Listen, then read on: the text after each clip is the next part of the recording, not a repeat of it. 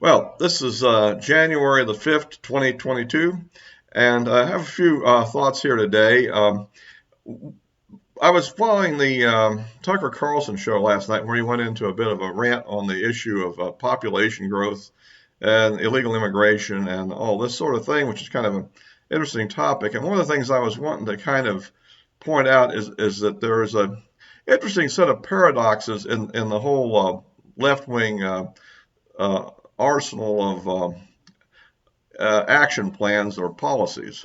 Okay, now let's look at this. Let's start off. I mean, the left is really big on illegal immigration. They really like it. Okay. On the other hand, the environment is supposedly one of their big issues, right? Now, let's think about it. If you really are concerned about their big climate change issue, which is largely involved in the release of carbon dioxide into the atmosphere, I mean, increasing the population at a given standard of living is obviously has a tendency, with everything else being equal, to increase the CO2 emissions. And it's probably going to be higher in a more advanced civilization where people actually are driving a car and having a well-heated home or well air-conditioned home than it would be in some third world place where they're coming from, where they probably don't have any of that, right? So the idea of increasing our population would actually increase our CO2 level, all other things being equal, and yet they seem to really want to do that. And not only that, they want to do it at the lower income levels, which is kind of interesting, right?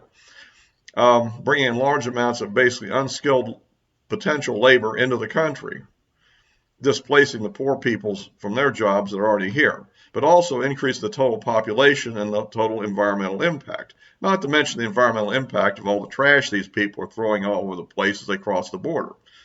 Okay, so that's another example. By the way, if you like these videos, please subscribe and give me a like and click that bell for notification for my next video.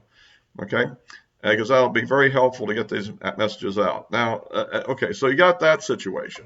Now, the other environmental issue that's also kind of paradoxical showing up is the electric car. We've got to get rid of the gasoline-driven car, according to the liberals, right? But now the next problem is you need lithium for the batteries in the cars, and of course there's pollution issues being generated by the problem of the lithium and contamination due to lithium mining. So again, now we have another paradox showing up. Not to mention, where are you going to get the electricity to charge all these cars? I mean, that's a serious issue when you consider that, say, in California, one of the most green-oriented states in the country, they're actually having significant power grid problems and brownouts already, when most of the cars are still driven by gasoline. Okay, and they got a nuclear power plant out there, which they're determined to shut down, which doesn't emit CO2. So you begin to see that the internal contradictions of the leftist agenda are rampant. I mean, uh, this is one of the things I think ought to be pointed out more in debates. It seems like to some degree in the discussions, I don't hear enough from the conservative movement, particularly from elected people and candidates for office, where they directly address these issues and these contradictions in the liberal agenda. And I think it's helpful that we need to kind of step up our debate in this thing and try to get away from the kind of discussions about, what you think about the January 6th event of last year. I mean, that was then. It's not really too much relevant to anything going forward, but these issues really are relevant. And of course, we all know their incredible wasteful spending, which has generated a lot of inflation, and was supposed to be to deal with the COVID crisis. Yet here we are, with an inadequate amount of therapeutics, with a vaccine that seems to be leaking to the new Omicron virus very significantly, and allowing people to get infected, and and not enough test kits, even though they seem to want to invest a lot in testing.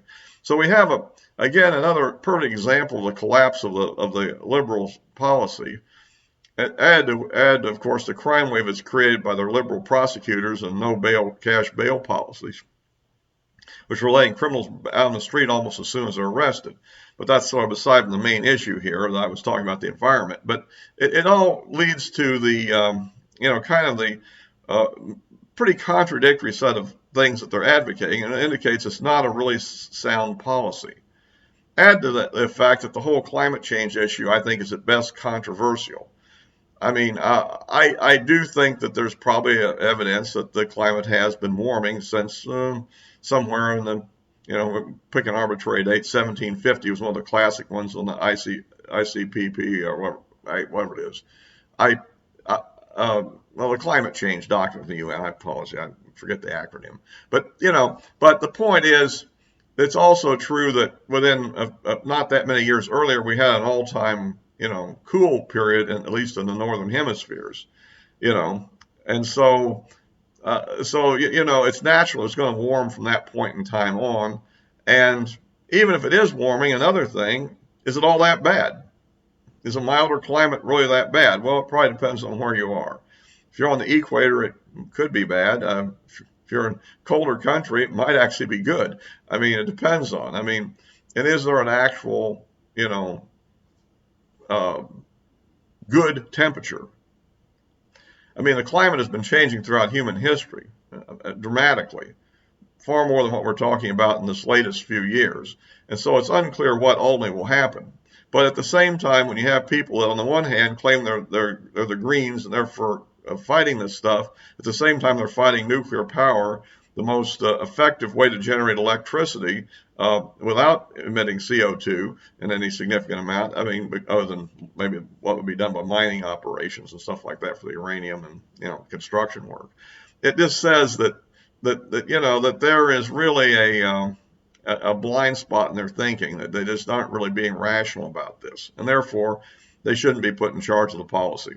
At any rate, I decided I'd kind of hit some of these paradoxes and think that people ought to be raising these more in debates with liberals.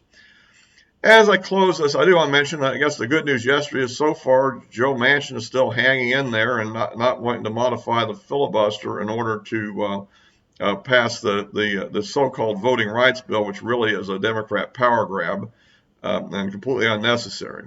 So a very partisan piece of legislation. And so I think that so far so good on that subject. We'll just have to wait and see what happens next on that. And so I'm going to wrap this up for now. I've added Gettr to my list of social media sites.